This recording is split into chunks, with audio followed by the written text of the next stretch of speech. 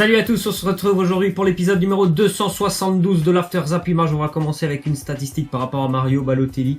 Il avait marqué lors de ses 4 derniers matchs face à l'Olympique de Marseille. Hier, il n'a pas réussi à trouver le chemin des filets face à l'OM. La série s'arrête donc à 4 matchs pour Balotelli face à Marseille. Les Niçois qui, je pense, auraient mérité au moins d'accrocher un point face à l'OM. Ils ont fait globalement une très belle première période, les Niçois.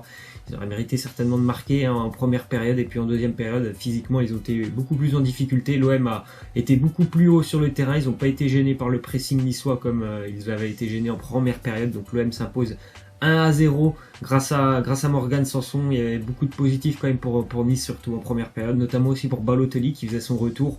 Il a été vraiment très en vue en première période avec une grosse frappe, une grosse occasion, quelques appels en profondeur, c'était plutôt intéressant.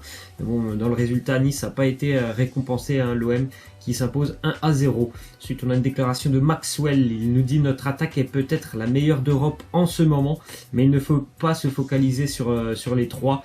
Je n'aime pas ça. Derrière, il y a tous les autres qui font le maximum pour eux. C'est vrai qu'on parle énormément des trois attaquants du Paris Saint-Germain, certainement en oubliant que derrière, bon, il y a aussi de très bons joueurs, des fournisseurs de ballons exceptionnels. Si cette attaque elle est aussi performante, c'est bien évidemment qu'il y a un collectif derrière qui est vraiment solide et intéressant, et c'est tant mieux pour le Paris Saint-Germain, à moins de 48 heures, de jouer ce match hyper important face au Napoli. Ensuite, on a une double déclaration de Gianluigi Buffon. Il nous dit: les trois meilleurs gardiens du monde, je vais dire Neuer, certainement, Jan Oblak et Alisson. Nous sommes dans une période où il y a des grands gardiens très forts.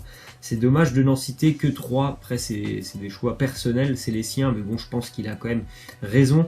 Moi, déjà, sur sa liste, il y en a deux que, pour moi, Oblak et Neuer sont vraiment des gardiens exceptionnels. Alisson, pour moi, c'est un super gardien. J'ai une préférence quand même pour David De Gea, moi.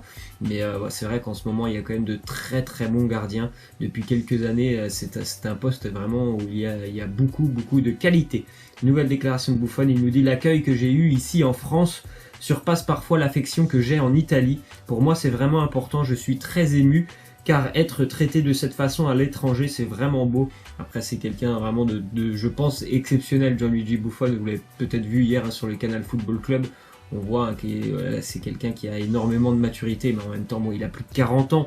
C'est quelqu'un d'extrêmement posé, et il apprécie énormément la France, il l'a dit, et il a pu visiter un petit peu avec le Paris Saint-Germain. Il a pu se déplacer surtout, notamment en Bretagne, il est allé un petit peu dans le Nord. Il a vu tout ça, il a dit que l'accueil avait été extrêmement chaleureux pour lui, donc il est très très heureux de son séjour pour le moment du côté de Paris. Ensuite, on voit les maillots du Montpellier Hérault. Et les Montpelliérains ont joué en rose hier face à Bordeaux pour soutenir la lutte contre le cancer du sein pendant tout ce mois d'octobre, dans plusieurs sports confondus. Il y a des équipes qui ont sorti un maillot rose tout simplement pour soutenir cette cause. D'ailleurs, le Montpellier Hérault s'est imposé encore une fois 2-0 face à Bordeaux. Très très bon début de saison des Montpelliérains qui ont perdu seulement la première journée, et puis depuis ils font vraiment une très très belle série. Ils n'ont pas vraiment été inquiétés par les Girondins hier. Très grosse défense Montpellier-Rennes. Ensuite, une info qui concerne le Dijon Football Côte d'Or. Johan Gourcuff qui s'est blessé à la cuisse gauche en fin de rencontre samedi face au LOSC après la défaite 2-1 des Dijonnais. Il avait fait une très bonne rentrée, je peux le dire parce que j'étais au match. Il est rentré à la 60e, à peu près 65e. Il a vraiment beaucoup apporté sur le plan offensif. Et puis on a vu, il avait une petite gêne à la cuisse en fin de match. Je ne sais pas si c'est très très grave. En tout cas, il est pour le moment un petit peu écarté des terrains. Ensuite, la série de l'AS Monaco qui continue, 11e match consécutif pour les Monégasques sans la moindre victoire. Toute compétition confondue, bien sûr, ils avaient remporté la première journée de Ligue 1, et depuis plus rien pour l'ASM, battu encore une fois ce week-end pour la première de Thierry Henry à Strasbourg 2-1. C'était un déplacement très compliqué quand même pour une première journée. Ça a été le cas. Carton rouge pour l'AS Monaco. Samuel Grand-Cyr qui rentre à la 17e, à la 19e, il se fait exclure. Donc voilà, des choses un petit peu, ça a été des débuts compliqués pour Thierry Henry. Le prochain match pour l'AS Monaco, c'est Dijon, l'adversaire dont on vient de parler.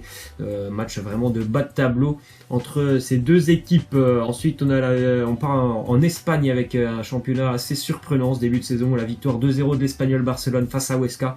ce qui permet à l'Espagnol d'être tout simplement deuxième de Liga derrière le Barça. Les deux équipes de Barcelone sont provisoirement en tête et en seconde place du classement de Liga. Très bon début de saison de l'Espagnol Barcelone, très bon début de saison du Deportivo Alavés aussi, de Valladolid. Il y a des équipes vraiment surprises en ce début de saison en Liga. Ensuite, une déclaration de Marcelo, il nous dit: nous sommes à mort avec l'entraîneur, le mister nous dit les choses clairement, il nous traite super bien. Parler de recruter un autre entraîneur me semble injuste alors qu'on est qu'au début de la saison. Bon, début de la saison maintenant, c'est difficile de dire ça, même moi si j'emploie aussi ce mot. Bon, maintenant au bout de 10 journées, c'est quand même plus le début de la saison.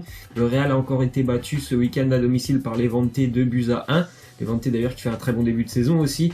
Ça devient quand même plutôt inquiétant, ce qu'on voit de la part du Real Madrid, surtout au niveau offensif. Ils ont d'ailleurs battu un record. Bon, ils ont réussi à mettre un but ce week-end, mais c'est quand même une nouvelle défaite à Bernabeu. C'est des résultats assez inquiétants depuis quelques semaines en Liga.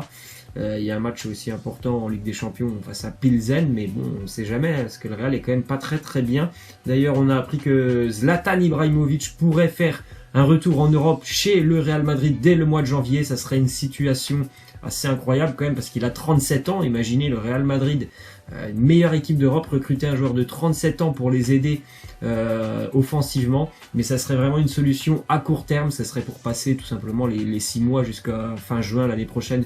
Et le mercato, normalement pour recruter Hazard ou Kane ou enfin une grande star, ça serait une solution provisoire. Le Real qui s'intéresse à Zlatan Ibrahimovic. Ensuite, on a le superbe arrêt, l'arrêt sur image d'ailleurs, de Marc-André Ter Stegen face à Séville. C'était samedi soir pour le Barça, 4-2 la victoire des Catalans face à Séville dans un choc de haut de tableau avec cette parade monstrueuse de Ter Stegen. D'ailleurs, le Barça a perdu Lionel Messi pendant ce match qui devrait être absent entre 3 et 4 semaines. Ensuite, on part en Angleterre avec la victoire de Man City 5-0 face à Burnley, avec, vous voyez, Riyad Mahrez sur l'image, tout simplement parce qu'il a été élu homme du match. On l'avait quitté avant la trêve avec un penalty raté face à Liverpool, un penalty qui était parti très très loin dans les tribunes d'Anfield, et là on l'a vu auteur d'ailleurs d'un très joli but, faire un très très gros match. City s'impose 5-0 et prend la tête de la Première Ligue. Ensuite une image assez spectaculaire aussi hier entre Everton et Crystal Palace, entre Richarlison et James Tompkins, le joueur de Crystal Palace. Je sais pas trop ce qu'ils ont voulu faire. En tout cas, une image assez incroyable où les deux ils sont dans la même position avec le ballon au milieu. D'ailleurs, pendant ce match, Jordan Pickford a stoppé un penalty à la 60e minute de jeu. Et puis, ça fait quand même 3 penalties sur 6 arrêtés pour Pickford cette année en Première Ligue. C'est un spécialiste, tout simplement. On avait pu aussi le remarquer un petit peu pendant la Coupe du Monde. Victoire d'Everton 2-0 en toute fin de match. Ensuite, on a une petite statistique par rapport à Maurizio Sarri et Chelsea.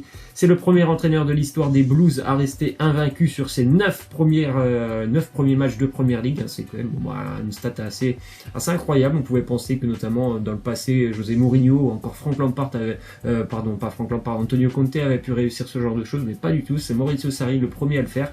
Son équipe de Chelsea est revenue au score 2-2 face à Man U à la 96e minute grâce à un but de Ross Barkley.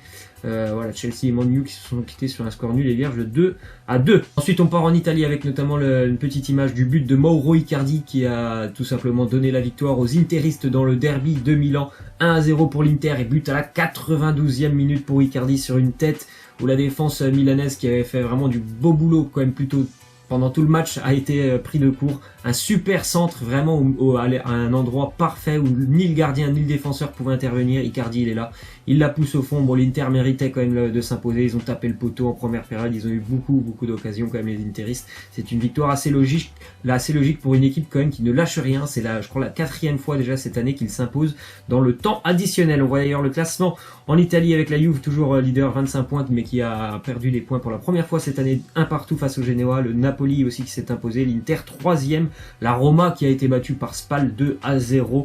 En fin de classement, on voit le Chievo qui est toujours en négatif avec moins 1 point. Victoire aussi importante pour l'Atalanta qui était en train de vivre un début de saison compliqué, qui s'impose 5-1 du côté du Chievo Vérone.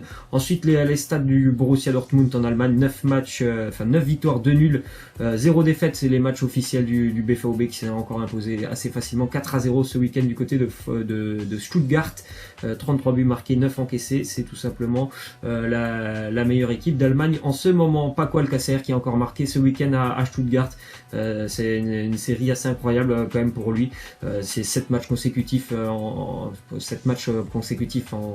compétition officielle où il marque. Normalement, le Borussia va lever sa clause. Ensuite, on voit les statistiques de Reiss Nelson, 18 ans, jeune joueur qui vient d'Arsenal. Il a signé cet été du côté d'Offenheim. Il est déjà à 165 minutes, 4 tirs cadrés, 4 buts pour lui. C'est un très jeune joueur qui a très peu de temps de jeu du côté d'Offenheim, mais il fait vraiment de très bonnes choses. Il me fait penser un petit peu à Jadon Sancho, le joueur du Borussia Dortmund. Il a signé en provenance d'Arsenal. Il a passé toute sa formation du côté des Gunners. Ensuite, on part en Écosse avec les Rangers de Glasgow qui ont marqué 3 buts lors de leurs 5 derniers matchs de championnat écossais. Ils se sont encore imposés hier, les Rangers.